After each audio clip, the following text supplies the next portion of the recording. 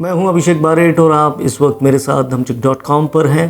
भारत में कोरोना इतनी तेज़ी से बढ़ रहा है कि आज हम ब्राज़ील को पछाड़कर दुनिया में दूसरे स्थान पर पहुंच गए। 4 सितंबर को तो हम दुनिया में एक दिन में आए सबसे अधिक कोरोना पॉजिटिव मामलों में नंबर 1 हो गए थे। एक दिन में 86,432 केस और किसी देश में अभी तक नहीं आए। इस मामले में तो हमने अमेरिका को भी पीछे छोड़ दिया। खैर, बढ़ते मामलों के बीच अब दुनिया भर के वैज्ञानिकों के एक तबके ने कोरोना के लिए किए जाने वाले RT-PCR टेस्ट पर ही सवाल खड़े कर दिए हैं।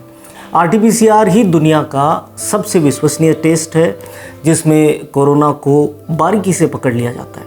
लेकिन सबसे पहले आप ये जान लें कि आखिर RT-PCR टेस्ट क्या है और ये कैसे किया जाता है। उसके बाद हम आपको ये बताएंगे कि इस पर सवाल क्यों उठ खड़े हुए हैं। RT-PCR टेस्ट का पूरा नाम है reverse transcription polymerase chain reaction test. RT-PCR test दरअसल हमारे नाक और गले से लिए गए तरल या आजकल जिसे आप स्वैब सैंपल कहते हैं उसके लिए जाने के बाद होता है। कोरोना संभावित व्यक्ति का सैंपल लेकर उसका RT-PCR टेस्ट किया जाता है। सबसे पहले सैंपल में RNA की मौजूदगी की जांच की जाती है ताकि पता चल सके कि शरीर में वायरस है या नहीं। लेकिन RNA ही क्यों? क्योंकि वायरस का संरचना चक्र दोनों ही फॉर्म्स में पाया जाता है। सीधे सरल शब्दों में ये कि कुछ वायरस RNA होते हैं तो कुछ DNA होते हैं।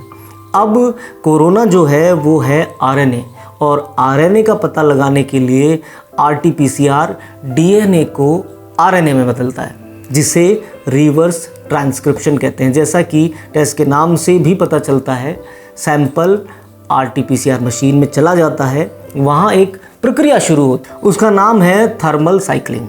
वायरस का DNA जो RNA से DNA में बदल दिया गया है उसके घातांक को बढ़ाया जाता है जिसे मेडिकल भाषा में एक्सपोनेंशियल कहा जाता है। हालांकि गणित में भी घातांक को इंग्लिश ट्रांसलेशन में यही कहा जाता है, लेकिन मेडिकल में ये खूब प्रचलित नाम है। आगे बढ़ते हैं। हर थर्मल साइक्लिंग में DNA क्वांटम मतलब अंश दोगुना हो जाते हैं, यानी कि DNA के हिस्से को एक्सपोनेंशियली 40 गुना बढ़ा दिया जाता है, जबकि वो शरीर में इस मात्रा में नहीं होता। इसे जानबूझकर रासायनिक अभिक्रिया के द्वारा बढ़ाया जाता है और ऐसा इसलिए किया जाता है ताकि DNA की कम मात्रा में भी विषाणु का पता लग सके। मतलब टेस्ट तो एकदम सटीक जानकारी देगा और कोरोना वायरस या कोई भी दूसरा वायरस इस टेस्ट से बच नहीं पाएगा। पर इसमें एक झोल है और इसी वजह से इस टेस्ट पर इस वक्त सवाल उठ रहे हैं। वो क्या हैं बताते हैं। हमने बात की थी थर्मल साइकिल्स की, जिसमें कोरोना की मौजूदगी का पता लगाया जाता है। इसमें कई चक्र होते हैं, जैसे नाम से स्पष्ट है, साइकिल्स यानी चक्र। RT-PCR में कोरोना के 40 साइकिल्स होते हैं। इन साइकिल्स में वायरस की मौजूदगी जो होती है उसे कहा जाता है थ्रेशोल्ड या CT, और सरल करके कहें तो वायरस का लोड इसे कहा जाता है, जिसे वायरस लोड या वायरल लोड कहा जा सकता है। अब जितने साइकिल्स में या चक्रों में वायरस के RNA का पता चलेगा उस सैंपल में थ्रेशोल्ड या वायरल लोड उतना ही कम माना जाएगा, लेकिन कम साइकिल्स में अगर वायरस का RNA मिलेगा उतना ही वायरल लोड ज़्यादा होगा। अब आती है असल बात जो ज़्यादा वैज्ञानिक शब्दों के इस्तेमाल के बिना हम आपको कहेंगे और आपको ये बात ज़्यादा समझ आएगी। रूस और आयरलैंड और भी कई देशों के जो वैज्ञानिक हैं वो कह रहे हैं कि RT-PCR में कम से कम 40 थर्मल साइकिल्स होते हैं जो वायरस की मौजूदगी के प्रति टेस्ट की संवेदनशीलता को बहुत ज़्यादा बढ़ा देते हैं। यानी किसी व्यक्ति में मरा हुआ वायरस भी अगर है और संक्रमण फैलने की गुंजाइश ना के बराबर भी है तो भी RT-PCR टेस्ट में व्यक्ति की रिपोर्ट पॉजिटिव आ जाएगी, क्योंकि टेस्ट तो मरे हुए वायरस को भी शरीर में पकड़ लेगा। यूनिवर्सिटी ऑफ कैलिफोर्निया के जाने माने वैज्ञानिक और वायरोलॉजिस्ट जूलियट मॉरिसन का कहना है कि 40 साइकिल की जांच यानी RT-PCR बेहद ज़्यादा संवेदनशील है। 35 ही बेहद ज़्यादा चक्र होते हैं जांच के लिए।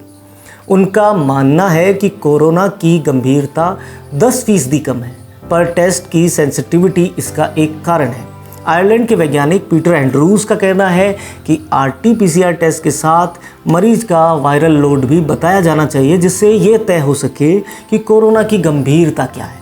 अमेरिका के कई राज्यों जैसे नेवाडा, मैसाचुसेट्स, न्यूयॉर्क के कई मरीजों का वायरल लोड, उनकी जो जानकारी इससे पहले आनी चाहिए थी, यानी वायरल लोड की जानकारी आनी चाहिए थी, वो RT-PCR टेस्ट के बाद नहीं दी गई।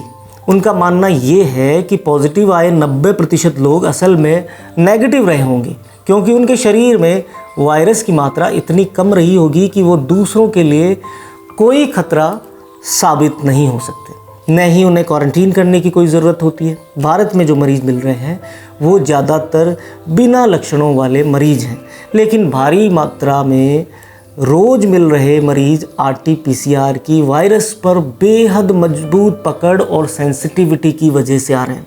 शायद ये एक वजह है।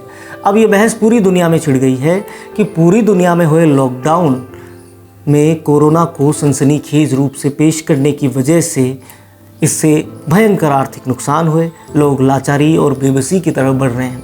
हमारी ये स्टोरी जो है ये आपको तथ्यात्मक जानकारी देने के उद्देश्य से हमने आपके लिए तैयार की है, लेकिन आप कोरोना के प्रति पूरी तरह सजग रहें, जागरूक रहें और कोई भ्रम न फैलने दें, क्योंकि ये स्टोरी कोरोना की कम गंभीरता के बारे में नहीं है, बल्कि टेस्ट की अति संवेदनशीलता के बारे में है। उम्मीद है आपको हमारी ये जानकारी पसंद आई होगी। इसके अलावा भी हम आपके लिए रोज़ाना नई खबरें, किस्से, कहानियाँ लेकर आपसे मिलते रहते हैं।